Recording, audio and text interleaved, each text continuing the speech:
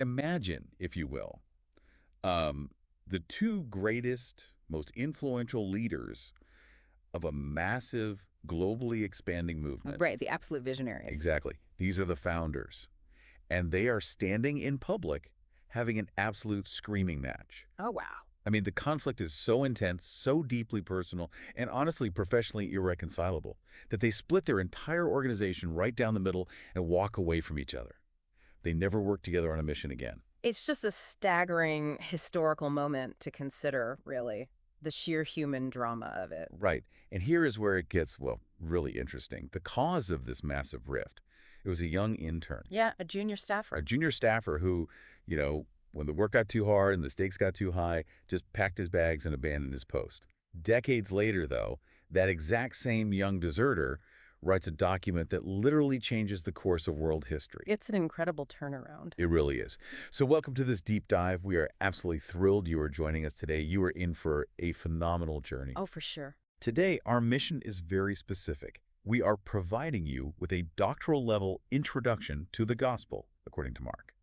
And to do this, we are relying exclusively on a highly detailed, deeply scholarly source document that unpacks exactly how this ancient masterpiece came to be. And, it is a remarkable document to examine, but it requires a very specific analytical lens. Right. We need to lay some groundwork. Yeah, before we dive into the history and the text itself, it is crucial to establish the foundational framework of our discussion today. Our source document doesn't treat the Gospel of Mark as some dusty, questionable artifact to be picked apart by modern skepticism. Definitely not. Right. From the very outset, the framework we're using today operates on a firm premise. It explicitly affirms the text's divine inspiration and its absolute historical reliability. Exactly. We are reporting on the text from the inside out, essentially. Precisely. Our academic rigor and, our deep analysis today are entirely anchored in those core principles established by our source. I mean, this isn't about deconstructing a text to diminish it, It's about understanding the profound historical and divine reality of how the source argues it came to be. We're treating it as a dynamic, living, and fundamentally true foundation. Absolutely. And to maintain that exact level of rigor, we need a quick rule check for you listening. Always a good idea. Yeah, in this deep dive, we are sticking strictly to the scholarly introduction provided in our source document. So we will not be introducing outside historical reconstructions.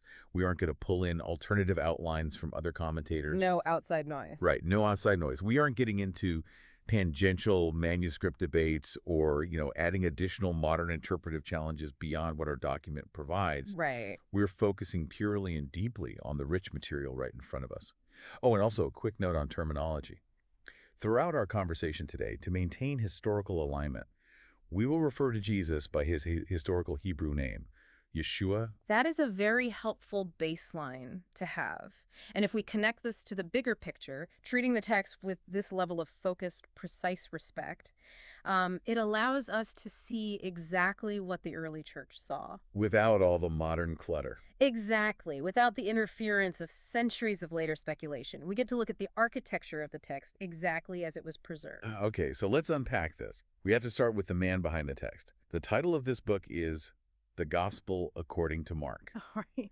Now, if you are new to the historical background of the early church, you might logically assume that Mark was one of the primary front-row disciples. Yeah, you'd think he was one of the 12. Right, a guy who walked the dusty roads of Galilee every single day for 3 years with Yeshua. But John Mark is actually a recurring and frankly deeply complicated character whose story weaves through the book of Acts. He really is a fascinating figure precisely because he isn't one of the original 12 apostles. Instead, we first meet him embedded in the foundational infrastructure of the early church. Yeah, behind the scenes almost. Exactly. Our source notes that his mother, a woman named Mary, owned a prominent home in Jerusalem. And we really have to pause and think about what a prominent home in first century Jerusalem actually means. It's significant. Right, because this wasn't just a small mud brick dwelling. If you are hosting a large gathering of people in a dense ancient city, you need a substantial villa. You need a courtyard. You need a courtyard. You need a gate. This home wasn't just a place to sleep. It became a central, highly active meeting place for early Christians. And that architectural reality is just key to understanding his background. John Mark grew up in the epicenter of the movement. He really did. Yeah. The source specifically points out a dramatic narrative from Acts chapter 12. The Apostle Peter is imprisoned by King Herod. Oh, this is such a wild story. It is. He is guarded by soldiers, facing certain execution, and then he miraculously escapes from the prison in the middle of the night. Right. And the very first place Peter inherently knows to go, the place where he knows the church will be gathered, wide awake and praying, is the house of Mary, the mother of John, whose other name was Mark. I mean, imagine being a young John Mark. You are asleep, or maybe you're awake praying with the adults, and suddenly there's a frantic knocking at your front gate in the middle of the night. Right, terrified. Yeah, and the servant girl, Rhoda, runs to check it, and it's the Apostle Peter, a wanted fugitive just standing in your courtyard. It's amazing. John Mark is growing up with the absolute titans of the early church, literally using his living room as their base of operations. He has an unparalleled pedigree. I mean, our source also highlights that he was the cousin of Barnabas. Oh, right. And Barnabas was an incredibly encouraging, prominent early missionary. He was a man of significant stature and influence in the early apostolic network. So John Mark has the ultimate resume. He has the familial connections, he has the geographical advantage of the Jerusalem house, and he has the exposure. The perfect setup. Exactly. And because of all that, he gets tapped for the big leagues. He is chosen to accompany the Apostle Paul and his cousin Barnabas on what history calls the very first missionary journey. Right. They set sail. They're taking the message out into the broader Roman world. But here is the massive twist I alluded to at the very beginning of our deep dive. Yeah. He fails. He does. The source uses a very specific word here. It calls it vacillation. Vacillation. Right, which means an inability to take a stand, a wavering, a kind of instability. John Mark deserted them. And let's be real about what that desertion means in the ancient world. They didn't just have a polite disagreement in a boardroom. No. They were traveling through treacherous territory. When they reached Perga, which, by the way, was located in modern-day Turkey, a region notorious for incredibly difficult terrain, disease, and bandits, the pressure evidently became too much. It was life and death. Literally. The stakes were life and death, the work was arduous, and John Mark simply turned around and went back home to the comfort of Jerusalem. He abandoned the mission. Which leads to a catastrophic professional and personal fallout. A massive one. Because eventually, the first missionary journey concludes, and it comes time to launch the second journey. Barnabas, ever true to his name as the son of encouragement, says to Paul, "Let's take my cousin Mark with us again. Let's give him another shot." And Paul flat out refuses. Completely. I mean, the Apostle Paul, the man who wrote half the New Testament, looks at Barnabas and says, absolutely not. The source emphasizes that this wasn't just a minor administrative disagreement over staffing. It resulted in massive friction. Yeah, a real clash. The Greek word used in Acts is paroxysm, a sharp, fierce, violent argument. It led directly to the separation of Paul and Barnabas. Paul essentially drew a hard line, like, I am not going to war with a deserter. Right. So I have to push back here, or at least ask the question that naturally arises from the text, How does a guy whose resume includes causing a permanent rift between the two greatest early church leaders end up writing a gospel? Well, what's fascinating here is the profound theme of redemption that our source explicitly highlights. The document notes that John Mark's earlier vacillation evidently gave way to great strength and maturity. Okay. His story didn't end at Perga. He didn't let a massive public failure define the rest of his life. In time, through what we can only assume was intense personal growth and faithful work, he proved himself entirely to the Apostle Paul. It really is the ultimate comeback story. And we see the proof of this restoration clearly in Paul's later letters, right? We absolutely do. When Paul wrote his epistle to the Colossians, he specifically instructed that church regarding Mark. He wrote, "If he comes to you, welcome him."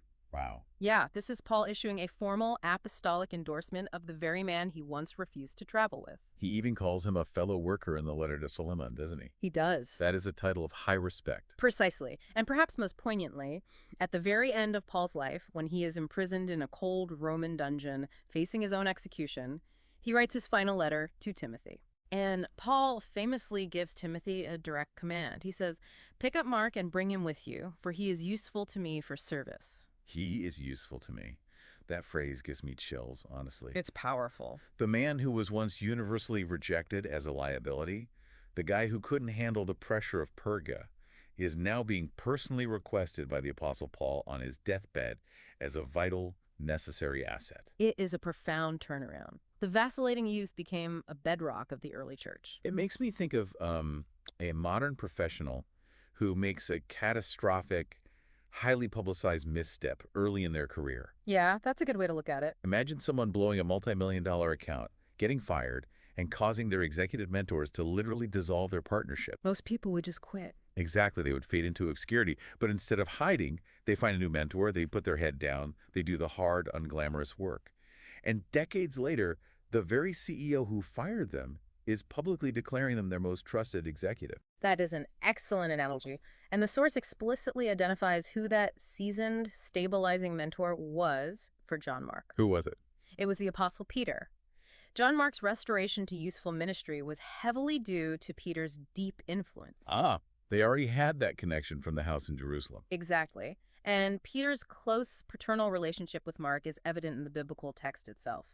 Peter affectionately refers to him as my son Mark in his first epistle, 1 Peter 5:13.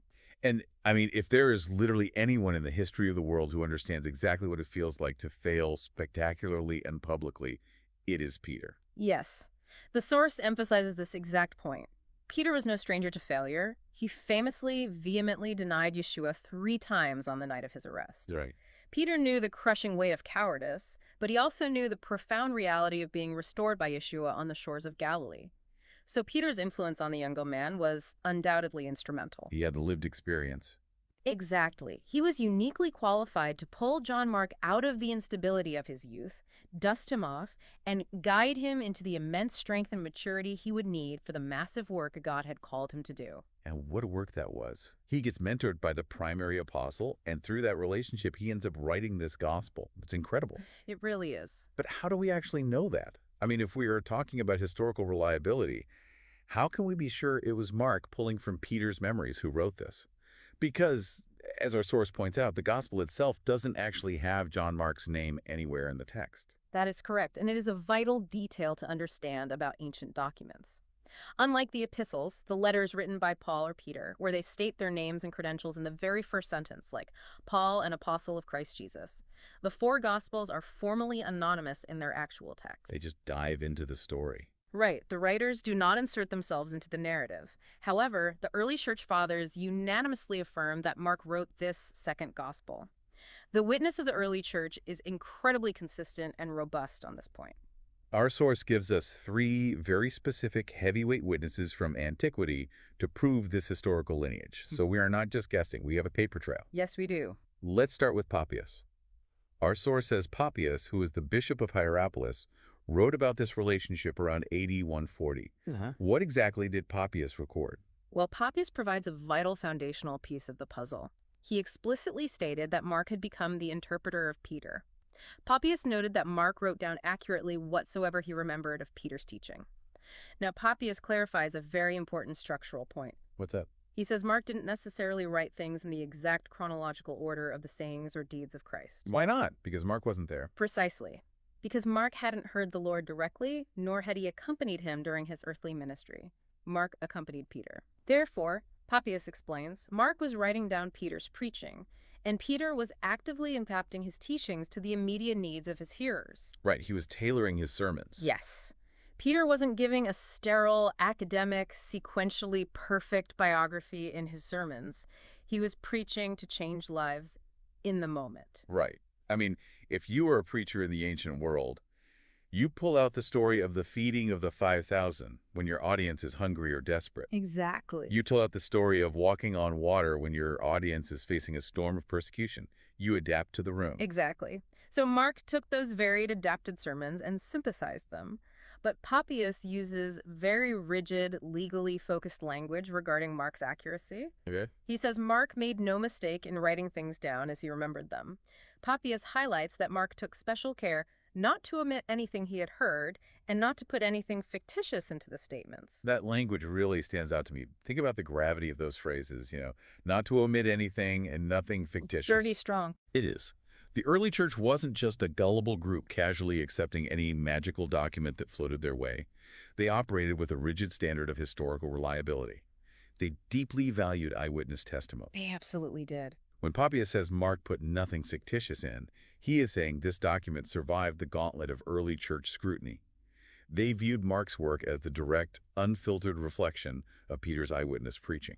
And this raises an important question about ancient memory and oral tradition. In our modern, hyperliterate society, we tend to distrust memory. We rely on our phones for everything. Right. But in a first century, largely oral culture, a rabbi's disciples were trained to memorize massive amounts of teaching with stunning accuracy.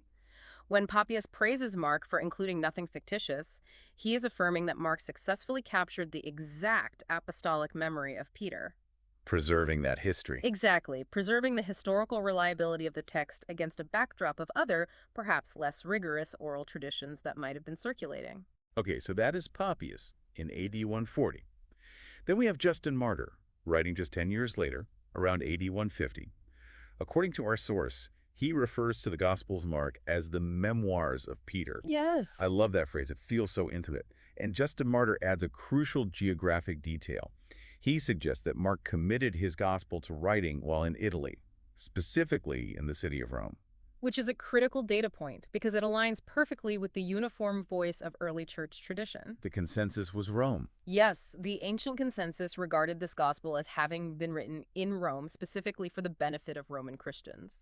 And we see this historical lineage confirmed yet again by Irenaeus around AD 185. The third witness. Correct. Irenaeus also called Mark the disciple and interpreter of Peter, noting that Mark specifically recorded what Peter preached about Christ. So we have unanimous early church agreement from three heavyweight historical figures on the who and the where. John Mark acting as Peter's scribe in Rome. Now, what about the when? Because in historical analysis, timing is absolutely everything. The closer a document is to the actual events, the harder it is for mythology to creep in. The source notes that evangelical scholars place the writing of Mark's Gospel somewhere between AD 50 and 70. Okay. Now, let's unpack how they arrive at those boundaries, starting with the outer limit. The AD 70 boundary is an incredibly firm, hard stop. Why is that? Because the text of Mark records detailed prophecies made by Yeshua about the complete destruction of Jerusalem and the raising of the temple. Historically, we know with absolute certainty from Roman records that General Titus destroyed Jerusalem and the temple in AD 70. So because Mark presents these as future unfulfilled prophecies, the text logically had to be written prior to that catastrophic event. Exactly. But our source explains that we can narrow it down significantly further than AD 70 by looking at the literary timeline of the other New Testament books. Like tracking the sequels. Right. The logical sequence works like this. The Gospel of Luke was clearly written before the book of Acts because the very first chapter of Acts explicitly states it is the sequel to Luke's Gospel account. Okay, Luke comes first, then Acts. Right. And the writing of the book of Acts can be historically fixed at about AD 63. How do we know that? Because that is shortly after the narrative in Acts abruptly ends with Paul under house arrest in Rome. It doesn't record Paul's death or the burning of Rome, which means Acts was finished before those major events occurred. Ah, that makes sense. Therefore, if Acts is written in AD 63, the Gospel of Luke must have been written prior to that. And furthermore, since Mark is widely understood by scholars to predate Luke, the source concludes that Mark was probably written at a very early date, sometime in the AD 50s. So if we pause and think about what this means for you, the listener, if this document was written in the AD 50s, we're talking about a text that was circulating remarkably close to the actual historical events. Very close. The crucifixion and resurrection of Yeshua happened roughly around AD 30 or 33. This means Mark is writing barely 2 decades later. It is a profound historical anchor. It changes everything. That is entirely within the lifetime of countless eyewitnesses. If Mark had written something fictitious, as Papias noted he avoided, there were thousands of people alive in Jerusalem and across the empire who could have easily stood up and refuted any false claims. Right, they would have called it out. They would say, I was there, that didn't happen. The incredibly early date completely reinforces its credibility and its divine inspiration as a historically accurate record. It leaves no time for legendary embellishment to take root. And the proximity to the events is a critical piece of evidence that our source relies on to establish its absolute historical reliability against modern skepticism. Okay, so if we know Mark is sitting in Rome, Italy, in the AD 50s writing this scroll, that immediately begs the question, who is he handing this document to? The audience. Right. A writer's audience fundamentally changes how a story is told. It absolutely does. The source draws a very sharp contrast here regarding the target audience. Whereas the Gospel of Matthew was written primarily to a Jewish audience, deeply concerned with fulfilling Old Testament prophecy, Mark seems to have heavily targeted Roman believers, particularly Gentiles living in the heart of the empire. Think about this like localizing a major film release or a product for a brand new international market. Yeah, that's exactly it. If you're launching a product in a completely different country, Yeah. you wouldn't use inside cultural jokes without explaining them. Oh, You wouldn't assume they know your local neighborhood history. right. Mark is taking the most profoundly Jewish story ever told, the story of a Jewish rabbi, Yeshua, operating in rural Galilee and Judea. And he is essentially translating that cultural context for a Greco-Roman world that knows nothing about the Pharisees or Jewish purity laws. Yes. And our source gives us fascinating, concrete, textual evidence of this localization. It does. The textual evidence is very clear when you read Mark closely. First, we look at the linguistics. Whenever Mark employs an Aramaic term, which was the daily spoken language of Yeshua in Galilee, he doesn't just leave it there. He translates it. He explicitly translates it for his readers. He never assumes they know the language. For example, when Yeshua raises the little girl from the dead, Mark writes that Yeshua said, Talita kumi. A Jewish audience in Matthew's Gospel would know exactly what that meant. Immediately. But Mark has to immediately add the parenthetical explanation, which means, little girl, I say to you, arise. Exactly. Second, the source notes that instead of using common Greek equivalents for certain words, Mark actually uses Latin expressions in several places. He uses Latin terms for coins, for military ranks like centurion, and for legal execution methods. That is a dead giveaway. You use Latin slang when you're talking to people who live and work in the Latin-speaking capital of the world. Furthermore, the source points out how Mark reckons time. He uses the Roman system. How so? For instance, in Mark 6.48 and 13.35, he describes time by dividing the night into 4 distinct military watches. This was the standard Roman method of timekeeping, primarily used for changing guard shifts. Oh, interesting. Yeah, a Jewish audience wouldn't naturally use that 4-watch system. They divided the night differently. He also carefully stops the narrative to explain Jewish customs. Yeah. There is a moment in Mark 7 where the Pharisees criticize Yeshua's disciples for eating with unwashed hands. Right. A Jewish reader wouldn't need a footnote on the intricate rules of ceremonial washing, but Mark pauses the entire story to write a detailed explanation of how the Pharisees and all the Jews do not eat unless they wash their hands in a specific way, holding to the tradition of the elders. A Roman reader desperately needs that cultural context, or the argument makes absolutely no sense to them. Conversely, Mark completely omits Jewish elements that would have been utterly central to Matthew or Luke. Like, Well, for example, he completely leaves out the long, detailed genealogies. There are also far fewer direct Old Testament quotations or complex prophetic references in Mark than in the other Gospels. if we connect this to the bigger picture, why does this matter? Why did Mark cut the genealogies? Because if you understand the Roman mindset, it makes perfect sense. It does. Romans were practically the ancient equivalent of aggressive venture capitalists or military pragmatists. They didn't care who your great-grandfather was, and they certainly didn't care about a long list of ancient Hebrew kings. No, they didn't. They valued action. They valued authority. They valued immediate demonstrable power. And that cultural priority directly influences the pacing and the content of the entire book. Yeah. Mark is tailoring the presentation of divine truth to the specific psychological mindset of his Roman audience. He wants to show them a figure of immense, undeniable authority. He even includes specific historical details of purely Roman interest. Our source highlights 2 fascinating examples of this. First, when Mark mentions the Sadducees, which is a major Jewish political and religious group that he only mentions 1 time in the entire book, he has to stop and explain to his Roman readers that the Sadducees are a group who say that there is no resurrection. Right. A Jewish audience inherently knows the theological platform of the Sadducees. A Roman audience has no idea. And the second example is a brilliant piece of historical connection. When Mark describes the crucifixion, he mentions Simon of Cyrene, the man who was pulled from the crowd and forced by the Roman soldiers to carry Yeshua's cross. Right. But Mark adds a hyper-specific detail. He identifies Simon as the father of Alexander and Rufus. Why on earth would he name the guy's kids?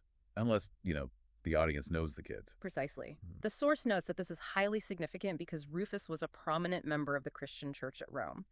We know this from the Apostle Paul's letter to the Romans, chapter 16, where Paul explicitly sends greetings to Rufus. So Mark is essentially winking at his Roman audience, saying, hey, Rufus, the guy who sits in the third row at your house church on Sunday, his dad was the man who carried the cross. It is a stunning, intimate detail. It really brings it to life. All of this textual evidence heavily supports the traditional view that Mark was originally written for a Gentile audience located in Rome. Absolutely. And because Mark is writing to these action-oriented, power-respecting Romans, his actual portrayal of Yeshua, the themes he chooses to highlight, heavily reflects this cultural priority. The core identity of Yeshua in this text is presented in a very specific, paradoxical way: the suffering servant. It is a profound theological theme. The source points directly to Mark 10.45 as the thematic key to the entire book. In that verse, Yeshua says, "For even the Son of Man came not to be served, but to serve, and to give his life as a ransom for many." Wow. Yeshua is presented as the ultimate suffering servant of the Lord. Because of this intense focus on service and action, Mark emphasizes the deeds of Yeshua far more than his teaching. It's an all-action gospel. Think about what he leaves out. He omits the lengthy discourses like the Sermon on the Mount. He omits the ancestry. He entirely omits the beautiful birth narratives: no manger, no angels singing to shepherds. He gets right to the point. He doesn't have time for a prelude. The Gospel of Mark starts abruptly, with Yeshua being baptized by John in the wilderness, and immediately the Spirit drives him out to be tempted, and then he is instantly healing people and casting out demons. It's relentless. It is the ultimate narrative hook for a Roman reader. Mm-hmm. No backstory, just straight into the public ministry, moving at breakneck speed. The word immediately is used constantly in Mark's Greek text. The narrative momentum is just relentless. The focus is overwhelmingly on service, action, and ultimate sacrifice. But intertwined with this fast-paced emphasis on the servant is a deeply striking focus on the humanity of Christ. Yeah. The source states that Mark demonstrated the humanity of Christ more clearly than any of the other evangelists. He really pulls the curtain back on the human experience of Yeshua. The text specifically and explicitly mentions Yeshua experiencing deep human emotions. Mark tells us when Yeshua moves with compassion for a crowd. Yeah. But he also tells us when Yeshua looks around at the religious leaders with anger, deeply grieved at their hardness of heart. He describes Yeshua's profound sorrow in the Garden of Gethsemane. Furthermore, it highlights profound human physical limitations. Mark makes a point to note when Yeshua is physically hungry, such as when he approaches the fig tree.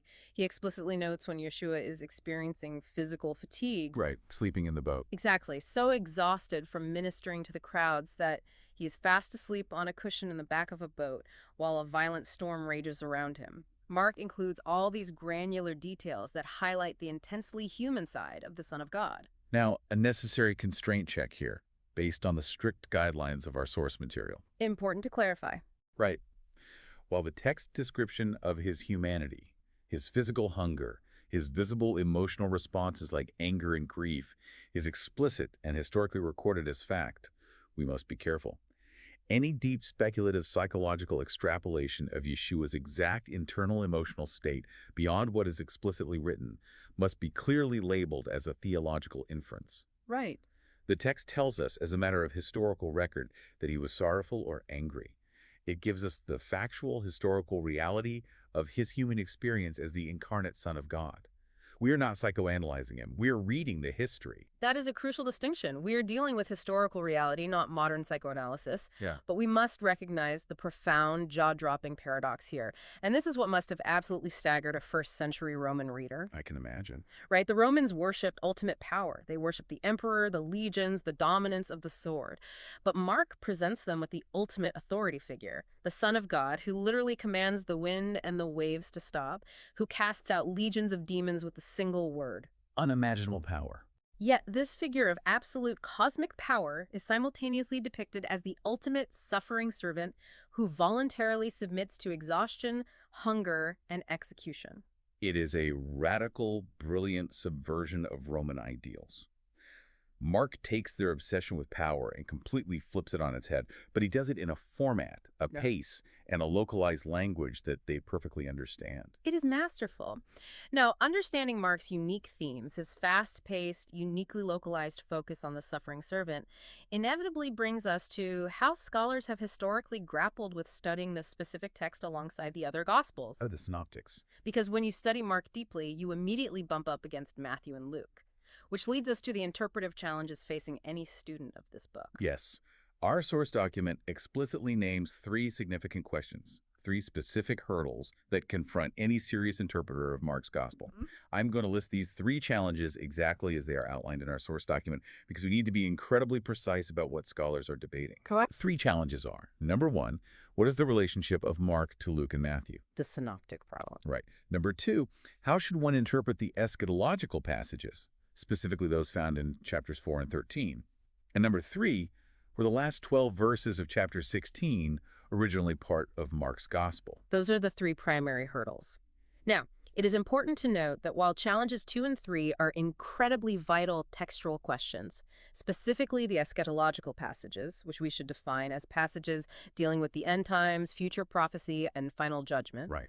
and the textual debate over the ending of chapter 16, even though those are vital, our source document dedicates a massive, overwhelming amount of its academic introduction exclusively to tearing down modern assumptions about the first challenge, the relationship between the Gospels. Right. The source absolutely goes to war over this first challenge. It spends pages dissecting it. So, with those three challenges named, let's unpack the biggest one.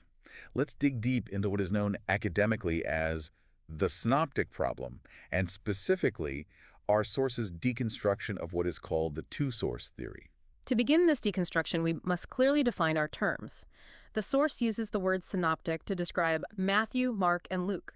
The word literally means seeing together, derived from the Greek prefixes syn, meaning together, and optic, meaning seeing. It's together. When you do even a cursory reading of Matthew, Mark, and Luke side by side, they reveal striking similarities. They often view the life, ministry, and teaching of Yeshua from a very similar vantage point, often using similar vocabulary and structure. But there are also significant, glaring differences. Sometimes the timeline seems slightly shifted, or one gospel includes a massive teaching that the other completely ignores. Yes. The academic question of how to explain both those striking similarities and those significant differences is what scholars formally call the synoptic problem. And the modern critical solution to this problem, a solution that the source notes has unfortunately been assumed even among many modern evangelical scholars, is that there must be some form of literary dependence between these gospels. Which means? Meaning, to put it bluntly, somebody copied somebody else's scroll. Okay, the most commonly accepted academic theory for this alleged literary dependence is known as the two-source theory. Here is how that hypothesis works mechanically. It claims that Mark's gospel was the very first one written. Right. Then it argues that Matthew and Luke basically used Mark as a primary source document when writing their own gospels. They had Mark open on their desks, so to speak, and copied his framework. But there is a glaring, immediate issue with that theory. Matthew and Luke share a large amount of teaching material, specifically sayings of Yeshua, that is absolutely not found anywhere in Mark's gospel. Right, the extra stuff. So, if Matthew and Luke are copying Mark, where did they get all this extra identical material? To solve this, proponents of the two-source view imagine a second source, a completely non-existent, purely hypothetical document they labeled Q. Q comes from the German word Quell, which simply means source. This theory was born out of 19th century German higher criticism. Yes, it was. They argue that this imaginary Q document is the lost source of all the shared material in Matthew and Luke that doesn't appear in Mark. The advocates for this theory point to a few things to support their elaborate scenario. What do they point to? They say Mark is much shorter and lacks the polished Greek of Luke, so it must be the primitive first draft. They argue that Matthew and Luke generally follow Mark's chronological framework, and they point to specific passages where all three Gospels share exact common words as proof of literary copying. But our source document emphatically and categorically states that those arguments do not prove that Matthew and Luke used Mark's gospel as a source. In fact, the weight of evidence is strongly against such a theory. It pushes back hard. Very hard. The source provides 8 highly rigorous, detailed arguments against literary dependence, specifically pushing back on the two-source theory and the existence of Q.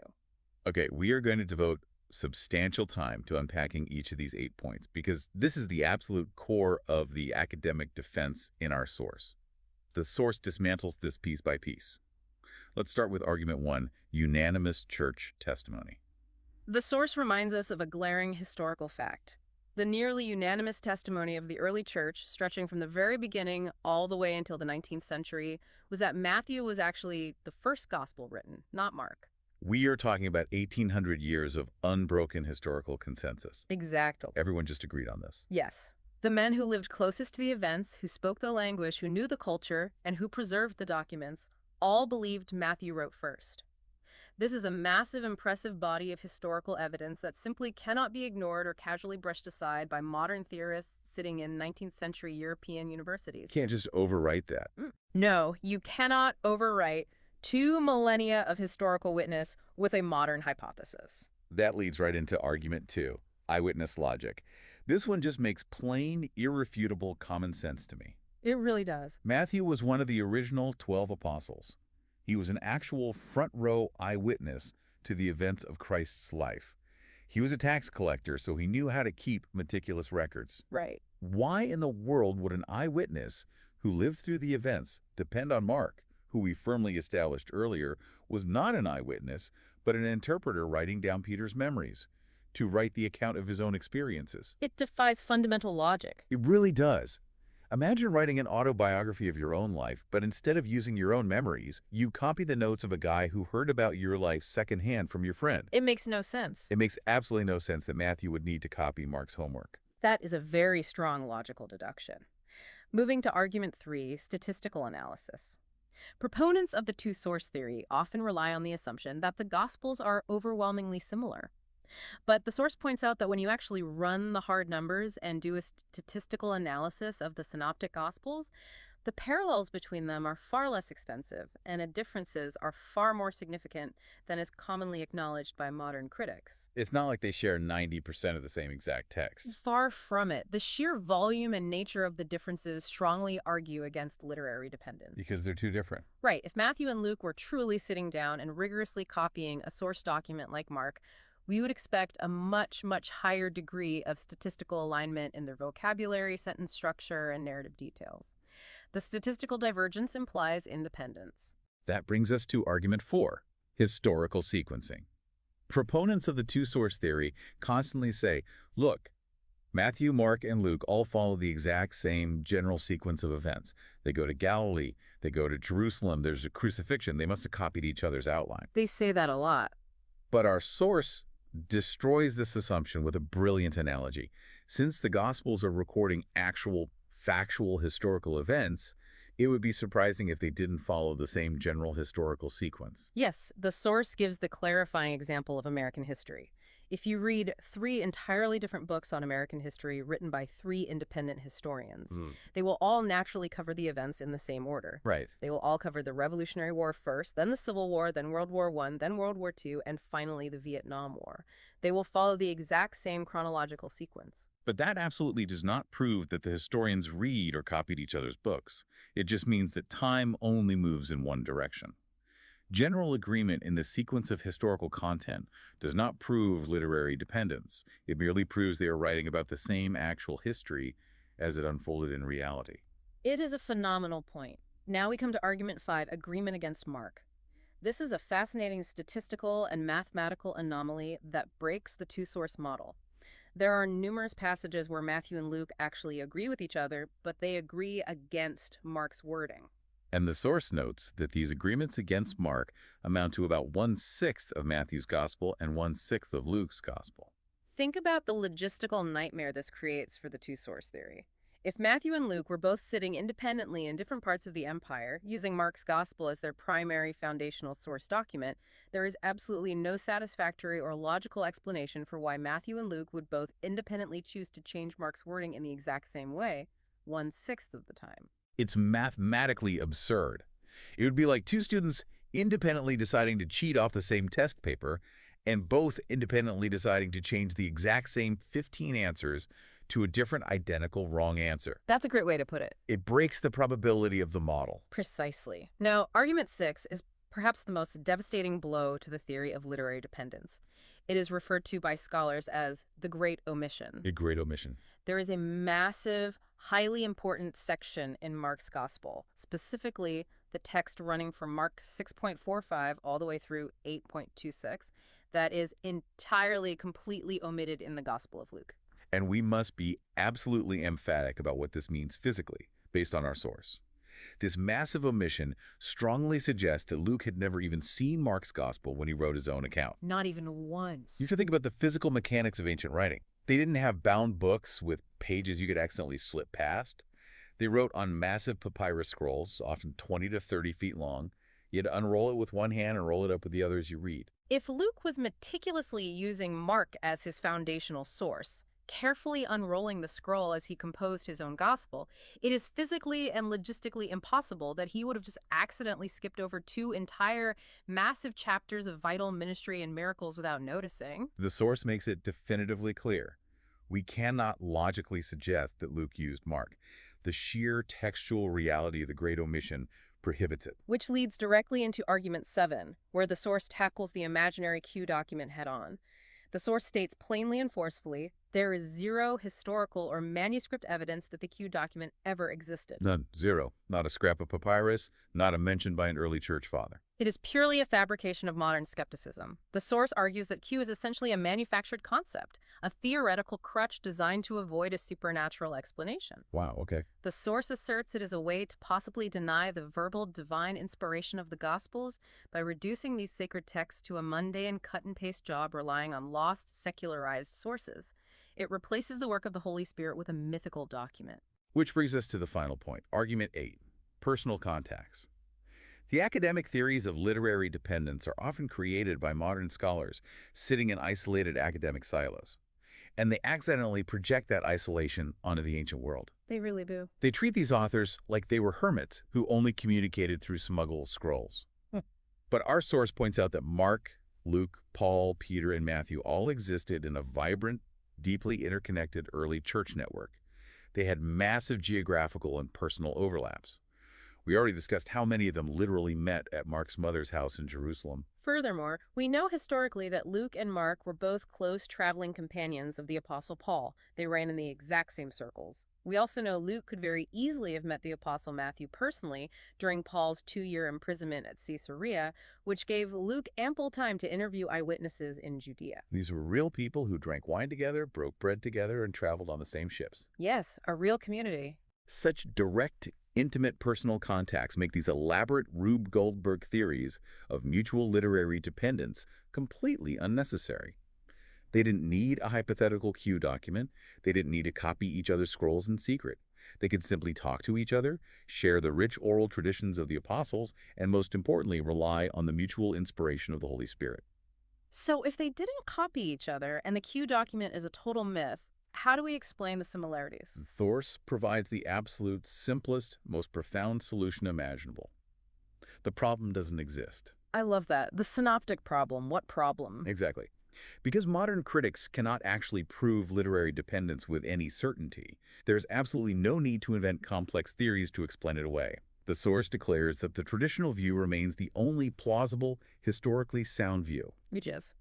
The gospel writers were directly inspired by God and wrote independently of one another, with the vital foundational caveat that all three were moved by the exact same Holy Spirit. If you connect this to the listener's daily experience, when you read multiple news accounts of the exact same major historical event today, say a presidential inauguration or a natural disaster, you fully expect differences in the reporting. Of course you do. One journalist focuses on the crowd size, another focuses on the speech, another focuses on the protests. Those differences don't mean the journalists poorly copied each other's notes. The differences mean you are getting a rich, three-dimensional view of the absolute truth from different independent vantage points. The source concludes this dense academic section by stating that as the reader compares the various viewpoints in the Synoptic Gospels, it becomes radiantly clear how perfectly well they harmonize. They complement each other. They naturally lead to a much more complete, vibrant picture of the whole event and message.